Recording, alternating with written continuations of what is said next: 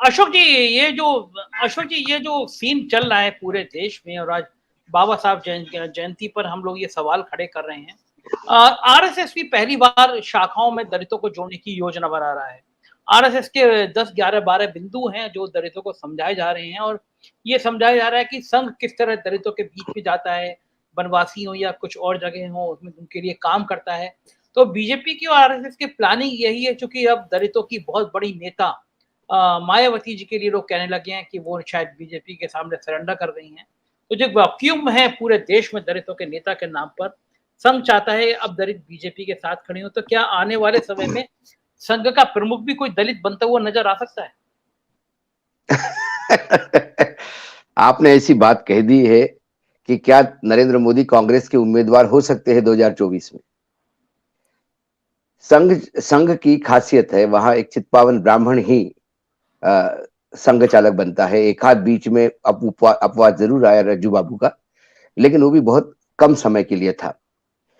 लेकिन एक बात तो तय है कि लगातार जो दलित है इनके बीच में जो पॉलिटिकल अवेयरनेस, खासकर हम मंडल के बाद जो ओबीसी और दलित ही नहीं बाकी जो अन्य जाति है उनमें एक प्रकार की एक राजनीतिक समझ पैदा हो गई। उसके वजह से कहीं ना कहीं राजनीतिक समीकरण अपने फेवर में लाने के लिए दलित ओबीसी ये पूरा तबका अनिवार्य हो गया है यदि आपको सत्ता में बना रहना है।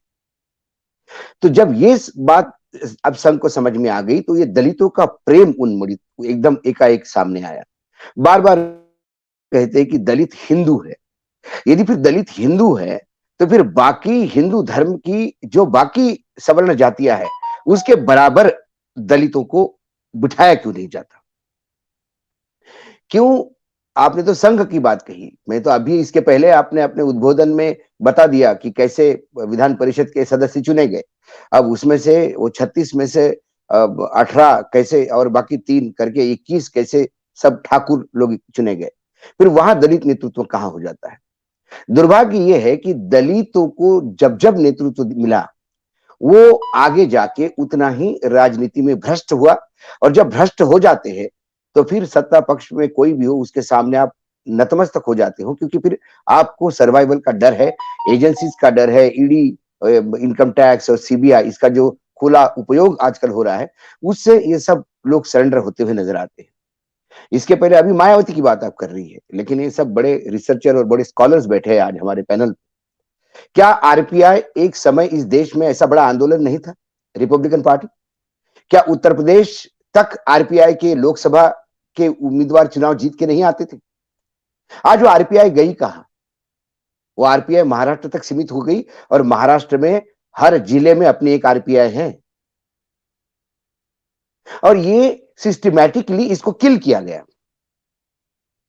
कभी शरद पवार ने किसी के सर पे हाथ रख के उनको अलग किया, कभी कांग्रेस ने किसी के हाथ पे सर पे हाथ रख के अलग किया, कभी शिवसेना ने किसी को लॉलीपॉप दे के उसको अलग किया, और वो आरपीआई के इतने टुकड़े हो गए कि आजकल आरपीआई जिलों के नाम से जाना जाती है। RPI Akola, RPI Amravati, RPI Yavatmal, RPI Washim, RPI Osmanabad. ये एक सिस्टमैटिक एक प्रोपोगंडा चल रहा है। रही बात आज आज बाबा साहेब आंबेडकर मात्र जयंती की वजह से महान नहीं है, कि आज के दिन की वजह से महान नहीं है। अभी लातूर में आज 70 फीट की उनकी मूर्ति का अनावरण हुआ। क्या 70 फीट की मूर्ति, स्टैच्यू ऑफ नॉलेज बोलने से क्या बाबा साहेब आंबेडकर की महानता आप लोगों को दिखाने जा रहे हैं?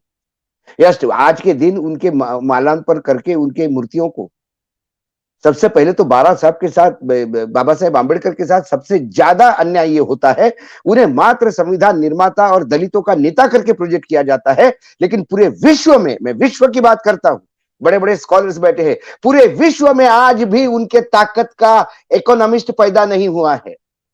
यदि आज वो होते तो शायद कब का नोबेल ले लेते।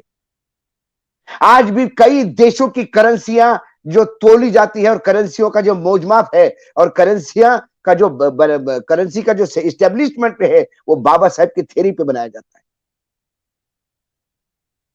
आज आम आदमी पार्टी तो बाबा साहब को पूरी तरह से बेच रही है, क्योंकि अभी सामने चुनाव आ रहे हैं, और दलित एक वोट बैंक है, क्योंकि दलित आज भी इस देश में गरीब है, गरीब भी दलित है, दलित भी गरीब है। आप यदि गरीबी रेखा के नीचे लोग ज्यादा देख लेंगे तो सवर्ण नहीं मिलेंगे आपको, सब दलित ही दलित मिलेंगे। तो फ्री का पानी, फ्री का बिजली ये दे के आप उनका उत्थान नहीं कर रहे हैं। जैसा आपने कहा कि राज्यसभा में देना होता तो फिर दलितों को देते रिप्रेजेंटेशन। बाबा साहब क्या है इसका नाटक मंचित करके लोगों को बताने के पहले केजरीवाल जी को बाबा साहब आंबेडकर को समझना होगा। और यदि सही मायने में बाबा साहब आंबेडकर को हमारे नेता समझेंगे तो फिर इनका उपयोग करना बंद कर देंगे, इनका उत्थान करने की जरूरत है। दलितों का सिर्फ उपयोग ही हो रहा है, उत्थान नहीं हो रहा है। जब भी आपको लड़ने के लिए फौज चाहिए, जब गोलियां खाने के लोग चाहिए तो दलित सामने होता है। जब भी कोई ऐसा आंदोलन हो तो दलितों को सामने किया जाता है। गरीब के बच्चे मर जाए कौन केयर करता है? राम का प्रेम सिर्फ दलितों के बीच में आपको चाहिए। आप लोग सिर्फ मंदिर की जमीन बेच के भ्रष्टाचार करोगे, सवर्ण जितने भी बैठे हैं उतने। ये भाई सवर्णों के खिलाफ नहीं बोल रहा हूं मैं, ये बोल रहा हूं कि आप दलितों को यदि अपना मानते हैं, दलितों को बराबर का दर्जा देना चाहते हैं तो वो दर्जा दीजिए ना। 2014 से तो आपकी सरकार है, कांग्रेस का रोना छोड़ दीजिए। 2014 से 22 तक आपने कितना दलितों का उत्थान किया? किसी को आपने राष्ट्रपति बना दिया तो आज राष्ट्रपति की स्थिति क्या हो गई है? कभी राष्ट्रपति की मन की बात सुनते हुए किसी ने देखा है कि एक दलित को राष्ट्रपति बन के भी आप उस पर एहसान जताते हैं? आप ये नहीं कहते कि वो इस लायक था इसलिए बनाया, आप ये कहते हैं कि हम उसको राष्ट्रपति बना के बताना चाहते हैं कि हम दलितों को बराबरी से। एक राष्ट्रपति बनाने से दलितों की बराबरी नहीं होती। आज आप प्राइवेटाइजेशन कर रहे हैं, ये लगातार चीजें बेच रहे हैं, ये क्या कर रहे हैं? आप रिजर्वेशन खत्म कर रहे हैं। सरकारी सारी परियोजना जब आप बेचते हो तो क्या जो नया बायर है या जो ये खरीद रहा है, जिसने टाटा ने एयरलाइंस खरीदी है एयर इंडिया, तो क्या उसमें ये क्लॉज है कि वहां रिजर्वेशन बरकरार रहेगा? साहब नहीं दिया। जितनी गवर्नमेंट पब्लिक एंटरप्राइजेस बिक रही है उतने दलितों के रिजर्वेशन की वहां पे पूर्ण रूप से उनके अधिकारों का हनन हो रहा है। इन्होंने एक सिंबल ले लिया है और भारतीय जनता पार्टी के पास अपना तो कोई सिंबल है ही नहीं। उनके तो का ना कोई संघ की अपने कोई सिंबल है।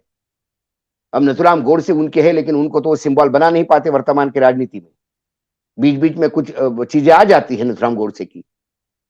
तो ये हाईजैकिंग चल रहे हैं। कभी महात्मा गांधी को हाईजैक करेंगे, कभी सुभाष चंद्र बोस को हाईजैक करेंगे, कभी किसी शहीद भगत सिंह जी को हाईजैक करेंगे।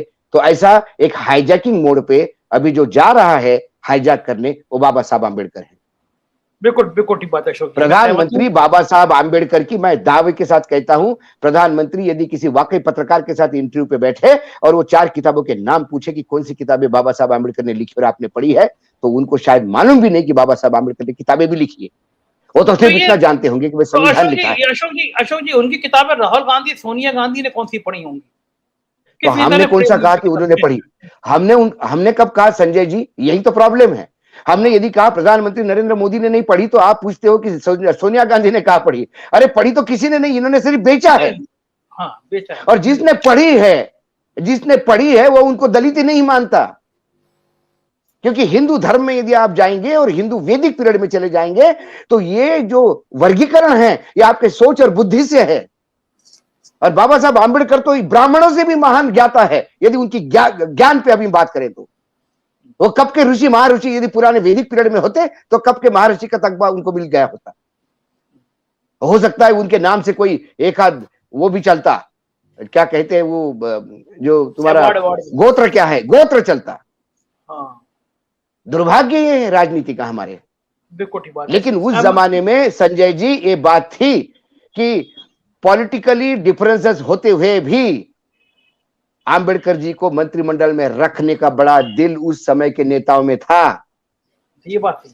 वो नहीं कहते थे कि आप हमारे को विरोध है तो इसलिए नहीं, आपके जैसे ज्ञानी चाहिए। तब ज्ञान की इज्जत थी। आजकल सिर्फ सिंबलिज्म चल रहा है। बाबा साहेब आंबेडकर दलितों के नेता है, फोटो में हार डाल दो, तालियां बजा दो और बाबा साहब ने जो संविधान लिखा था उसकी रोज धज्जियां उड़ा दो, रोज उनको अपमानित करो। आज का जन्मदिन है उनका, आज हम उनकी जयंती मनाते हैं। कम से कम आज के दिन तो वो मस्जिद के सामने लाउड स्पीकर लगाने की जरूरत नहीं थी। सही बात। क्या जरूरत थी? 5 बार हम अब चालीसा पढ़ेंगे, मतलब अब नमाज हो गया, हनुमान चालीसा नहीं हो गया, नमाज हो गया। हनुमान में मान है तो इसलिए मुसलमान बना दिया उसको कि तेरी ने भी नमाज पढ़ेंगे हम, बस बात अलग है हमारी, नमाज के शब्द अलग होंगे। जय हनुमान ज्ञान गुण सागर, जय कपिसति राजदूत अतुलित बलधामा, अंजनी पुत्र पवन सुत नामा बोल के हम अब उनकी नई नमाज हो गई। आप भी केजरीवाल जी की तरह आज हनुमान चालीसा पढ़ने लगे हैं। हनुमान चालीसा रोज पढ़ता हूँ संजय भाई, लेकिन बताना पड़ रहा है कि मैं भी पढ़ता हूँ। मैं भी पढ़ता हूँ। पहले ये बताना नहीं पड़ता था। ममता बनर्जी की तरह दुर्गा सप्तशती का पाठ वो दुर्गा बेचारी बचपन से पढ़ती होगी, लेकिन जब उसको हिंदू बताया गया तब हमको मालूम है कि इस प्रोग्राम के बाद हम राष्ट्रद्रोही राष्ट्र, चाइना, पंजाब, पाकिस्तान सब लग जाएगा हमारे नाम पे। इस कार्यक्रम के बाद तुरंत। अच्छा अशोक जी, मजे की बात ये थी जितने भाई लोग वो हनुमान चालीसा पढ़ रहे थे वो सब किताब लेके पढ़ रहे थे। हम लोगों को तो हनुमान चालीसा बचपन से रटा हुआ है, मतलब एक सांस से पूरा संजय भाई रटा हुआ भी किताब लेके पढ़ रहे थे, उससे भी गलती कर रहे थे। आप हास्यास्पद लगेंगे। मैंने एक कर्नाटक के नेता को उसके मुंह पे पूछा कि मैं नॉनवेज खाता हूं, बोले मैं भी खाता हूं। मैंने बोला मैं ना आपसे कुछ ज्ञान लेना चाहता हूं, ये झटका और हलाल जो है ये पहचाना कैसे जाता है, मतलब खाते समय कुछ जरा मुझे बताइए ना। झटका, और मैंने बोला ये झटका और हलाल में कोई कभी किसी मतलब कोई वेद में वगैरह कुछ उपनिषद में या गीता में कोई भी श्री कृष्ण ने बोला होगा, हमारे दिमाग से निकल गई होगी वो बात कि हे अर्जुन खाना तो हलाल ही खाना, झटका मत खाना, या झटका ही खाना हलाल मत खाना, ऐसा कुछ है क्या धर्म में? और हलाल खाने से हिंदू धर्म का भ्रष्ट होता है, जरा बताएंगे मुझे आप? क्योंकि 4 मुसलमानों ने अपने दुकान पे लिखा है कि यहाँ हलाल मीट मिलेगा, तो आपको हलाल नहीं चाहिए। यदि वो झटका लिख देते तो फिर आपको झटका नहीं चाहिए। अब विनीत जी आपका विरोध हलाल उससे नहीं है, आपका विरोध उस मुसलमान से है। विनीत जी से पूछते हैं। आज साउंड पोल्यूशन की बात करते हैं कि भाई साउंड पोल्यूशन होता है। अरे साउंड पोल्यूशन का जवाब साउंड पोल्यूशन थोड़ी होता है। सही बात है, बिल्कुल। कि आपके साउंड पोल्यूशन से बच्चों की एग्जाम नहीं होती, अजान पढ़ते हैं तो हम सुबह सुबह हनुमान चालीसा पढ़ेंगे, हनुमान चालीसा पढ़ेंगे तो वो डबल साउंड पोल्यूशन से बच्चों की पढ़ाई हो जाएगी। अच्छा बिल्कुल।